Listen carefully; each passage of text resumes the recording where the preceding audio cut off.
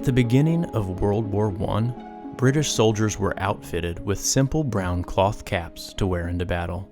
As the war progressed, the War Office became alarmed by the overwhelming number of soldiers suffering head injuries. To help combat this, they instituted a new metal helmet to be worn into battle. However, after the switch to the new helmets, the battlefield hospitals were nearly overrun with head injuries, even more than before. The War Office called an emergency meeting. "Gentlemen," the head of the War Office said, "clearly we have made a terrible mistake. These metal helmets are causing more injuries than before."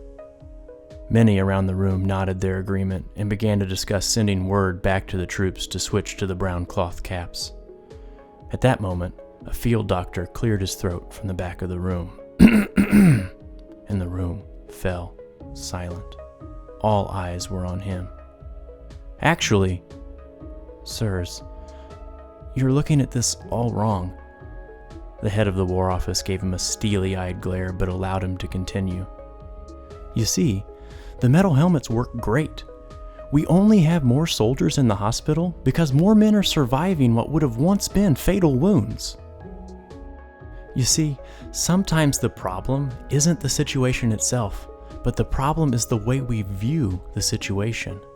Last week, we learned that many of the battles in our mind are caused by entertaining lies about God. However, these battles are also caused by lies we believe about ourselves and our circumstances. Winning these battles is the key to peace and joy.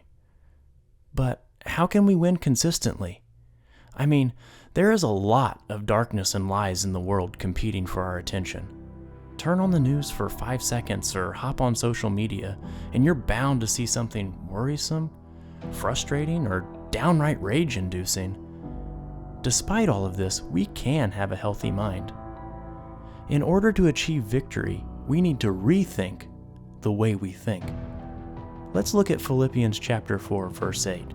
The Apostle Paul writes, "Finally, brothers and sisters, whatever is true, whatever is noble, whatever is right, whatever is pure, whatever is lovely, whatever is admirable, if anything is excellent or praiseworthy, think about such things." Essentially, what Paul is teaching here is the concept of reframing. What is reframing, you ask? Well, think about it in terms of paintings and photographs. The way a picture is framed can greatly impact the way it is interpreted. Take a look at these examples. This painting, framed in popsicle sticks and stuck to a fridge with a magnet, is clearly a proud display of a child's artwork.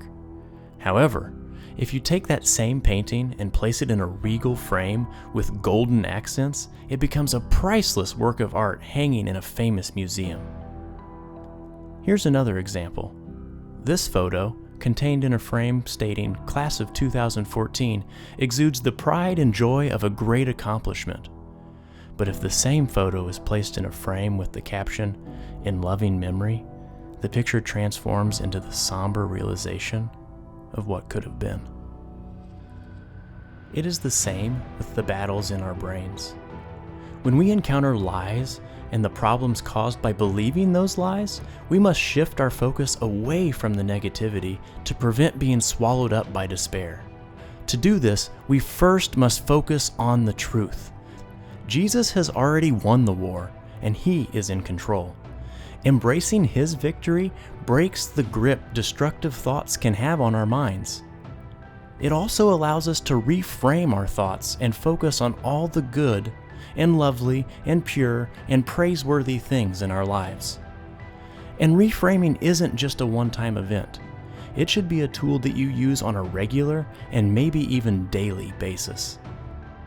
Life, as they say, is going to happen, and problems will rear their ugly heads. Remember, we can't control what happens to us, but we can reframe the way we think about it.